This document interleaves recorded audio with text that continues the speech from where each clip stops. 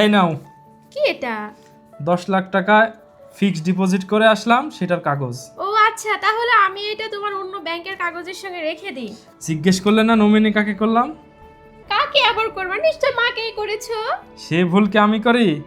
আমি মারা যাওয়ার পরে আমার মা সে টাকাগুলা অন্য ভাই বোন আছে সবার মধ্যে বন্টন করে দিবে।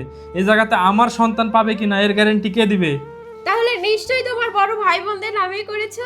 এই ভুলও আমি করব না, কারণ বড় ভাই আজকে ভালো আছে, ছোট ভাই বিয়ে করে নাই, যখন বউ আসবে তখন যদি পোল্ট্রি নাই তাহলে আমার সন্তানের কি হবে, আমার স্ত্রীকে কে দেখবে? এ ভুল আমি করি? তাহলে মনে হয় তুমি তোমার নিজের সন্তানের নামেই করেছো, তাই না? এটাও নিরাপদ না। কারণ কি জানো, এখনকার যুগে দেখো অনেক সন্তান নষ্ট হয়ে যাচ্ছে, পরবর্তীতে যে খারাপ হয়ে যাচ্ছে, তখন যে তোমাকে দেখবে বা আর ভাই বোন যারা আছে তাদেরকে যে দেখবে, এটা কি বিশ্বাসের সঙ্গে বলতে পারবো? বলতে পারবো না। তো আমি মনে করি নমিনি এমন একজনকে দেওয়া উচিত যে একদম সেফ, সকল দিক থেকে পারফেক্ট, তাকে আমি নমিনি করছি। সেটা হচ্ছে একজন স্ত্রী, কারণ সে কখনোই কাউকে ঠকাইতে পারবে না। যেমন ধরো, তুমি তো সন্তানকে ফেলতে পারবে না, তোমার নামে নমিনি করছি এই কারণে। সন্তান হাজার হলেও তোমার সন্তান, তো সন্তানকে দেখাশোনার জন্য মাই পারফেক্ট একজন মা। তো আমি মনে করি স্ত্রী হচ্ছে নমিনির জন্য বেস্ট, তাই তোমার নামেই করে আসছি।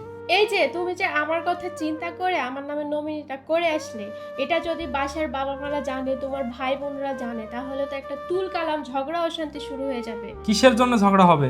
টাকা আমার, ভবিষ্যৎ আমি কি করব সেটা আমি দেখে রাখছি। আর টাকাটা যেহেতু আমার, আমার সন্তান এবং আমার স্ত্রী যেন পায় পরবর্তীতে, তাই আমি এই কাজটা করে আসছি। এখানে অন্য কে কি বললো, কে কি করলো, কে মন খারাপ করলো, এটা দেখে তো আমার কোনো কাজ নেই।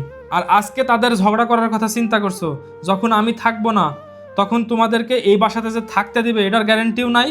আর যে ঝগড়া করবে না তোমাদের সঙ্গে বা তোমাদেরকে যে খাইতে পর্যন্ত নাও দিতে পারে, বর্তমানে যা দেখছি, তো তখন কি হবে বলো?